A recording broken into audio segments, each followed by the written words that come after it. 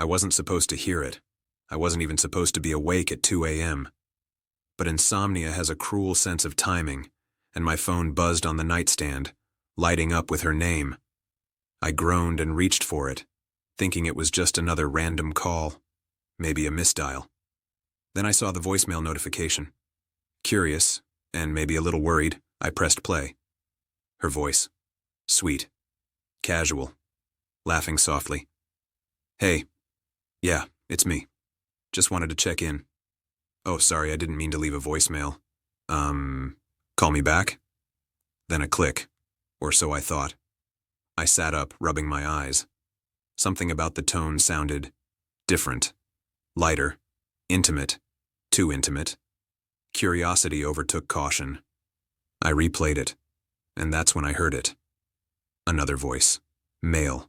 Low. Familiar. Flirtatious. I'll see you tonight. Can't wait. Her laugh. Soft. Lingering. Yeah, me too. It's going to be fun. I froze. The room seemed to shrink. My heartbeat thundered in my ears. She hadn't hung up. She thought she had. I listened to the entire conversation, fragments of plans, private jokes, and affectionate pet names. Pet names she had never used with me. Names she used when she wanted me to feel safe, loved, wanted. The voice on the other end was proof. This wasn't work. This wasn't a friend. This was something else entirely. For a moment I couldn't breathe. Then I felt the old familiar surge. Betrayal. Anger. Confusion. How long had this been going on? How many nights had she whispered into the phone while I slept in the next room? How many times had I brushed off subtle hints, convinced myself I was imagining it?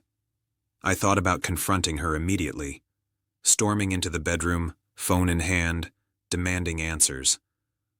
But instead, I did something I never thought I'd do. I sat in the dark and listened. Listened to the messages, the soft laughter, the way she said his name, the way she leaned into it, the way she softened her voice. Every minute of voicemail confirmed what I had feared for months. She had been lying, hiding, acting like everything was fine while she carried on something behind my back.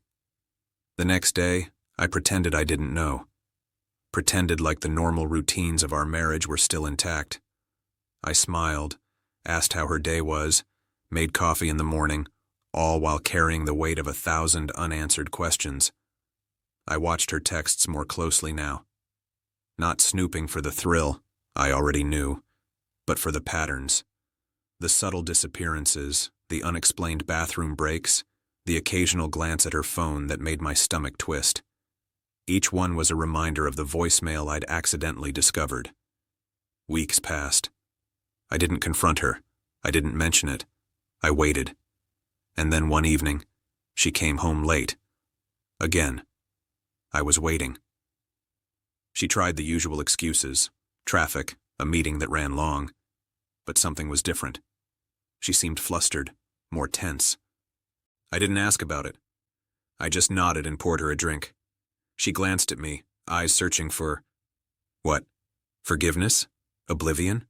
My silence? You've been quiet lately, she said. I've been thinking, I said slowly. About a lot of things. Her eyes flickered. Like what? I didn't answer. The next day, I found myself leaving earlier than usual for work.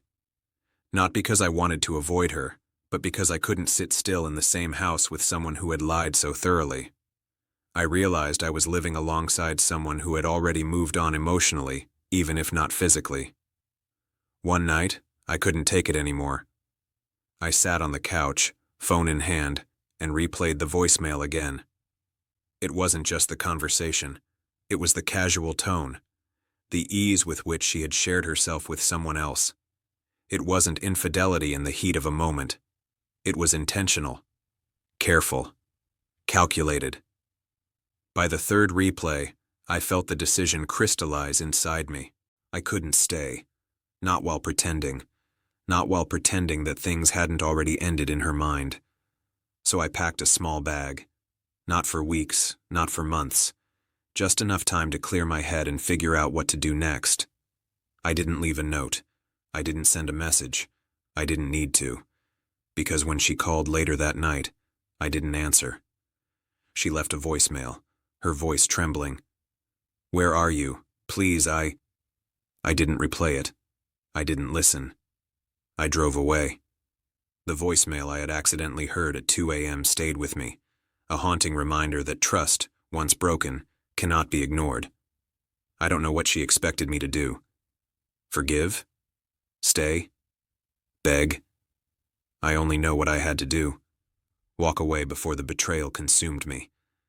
And as the city lights faded behind me, I felt the strange mix of grief and relief. Grief for what I thought we had. Relief for finally seeing the truth before it destroyed me completely.